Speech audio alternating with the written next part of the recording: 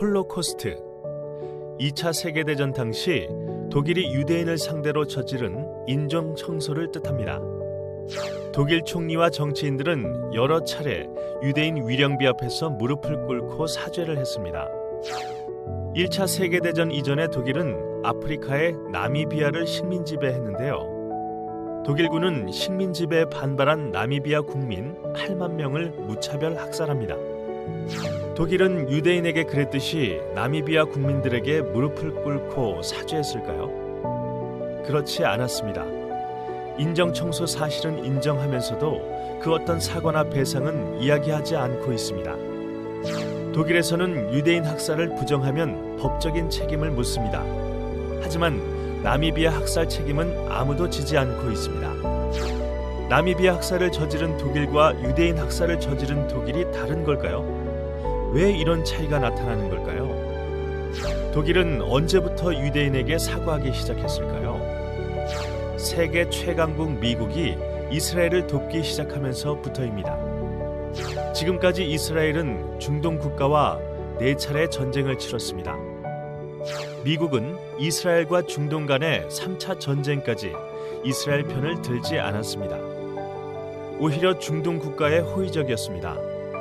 소련과의 외교 전쟁에서 중동 세력의 점수를 따 우위를 차지하고 싶었기 때문입니다. 미국이 중동에 호의적이었던 이유는 또 있습니다. 바로 에너지 자원의 확보 때문입니다. 하지만 친미 성향의 이란 팔레비 왕조가 무너지고 반미 국가가 되자 중동에 호의적이었던 미국의 태도도 달라졌습니다. 중동 외교에 차질이 생기자 그 빈자리를 이스라엘이 메꾸면서 유대인들의 영향이 커지기 시작했습니다. 유대인들의 영향력이 어느 정도인지는 미국 대통령 선거를 보면 알 수 있습니다. 지금까지 미국 대통령 후보들은 모두 이스라엘 통곡의 벽에서 이스라엘을 지키겠다는 다짐을 하겠다고 약속했습니다. 하지만 당선이 되고 나면 아무도 약속을 지키지 않았습니다. 유일하게 트럼프 전 대통령이 약속대로 통곡의 벽에서 이스라엘을 지키겠다고 다짐했습니다. 비록 대부분 말뿐이었더라도 이스라엘의 영향력을 가늠해 볼 수 있습니다. 오래전 유대인들은 유럽뿐만 아니라 미국에서도 배척을 당하던 민족입니다. 유럽에서는 로마의 기독교 국교화 이후 인간이 아닌 악마로 취급당하는 수모를 겪었습니다. 그러다 보니 유대인들은 농경 중심 사회에서 땅을 소유할 수 없었고 먹고 살기 위해서는 도시로 나가야 했습니다. 산업화 이후 도시와 농촌의 경제 격차가 커지면서 도시에 사는 사람들에게 교육을 비롯한 다양한 서비스가 먼저 제공되었습니다. 당연히 도시에 먼저 정착한 유대인들은 많은 혜택을 받았고 여전히 사회적으로는 차별을 받았지만 높은 성장을 하게 됩니다.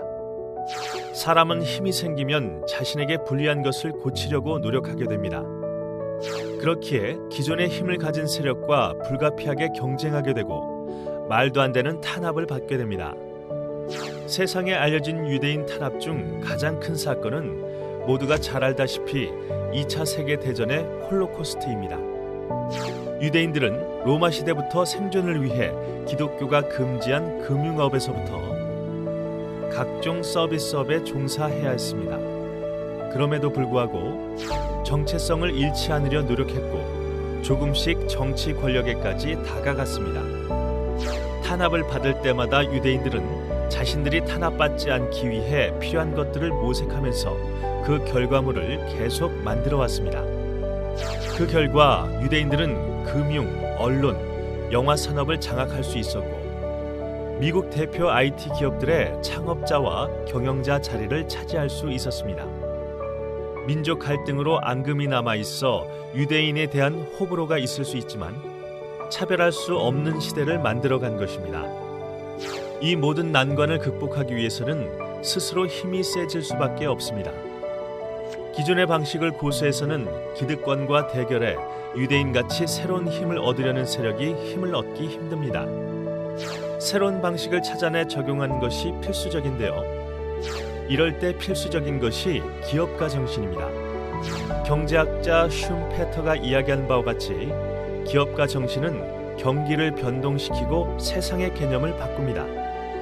세상이 변하지 않는다면 우리는 세상을 지배하는 기득권을 바꾸기 힘들지만 기업가 정신을 통해 사회와 경제를 변화시키고 더욱 강해질 수 있습니다. 사람들은 말합니다.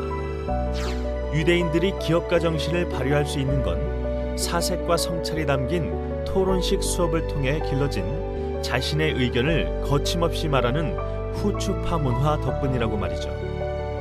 기업가 정신을 통해 자신의 정체성을 지키고 국가 권력을 지닌 자들을 사과하게 만드는 모습을 보면서 우리가 해야 할 것은 무엇인지 생각해 봅시다.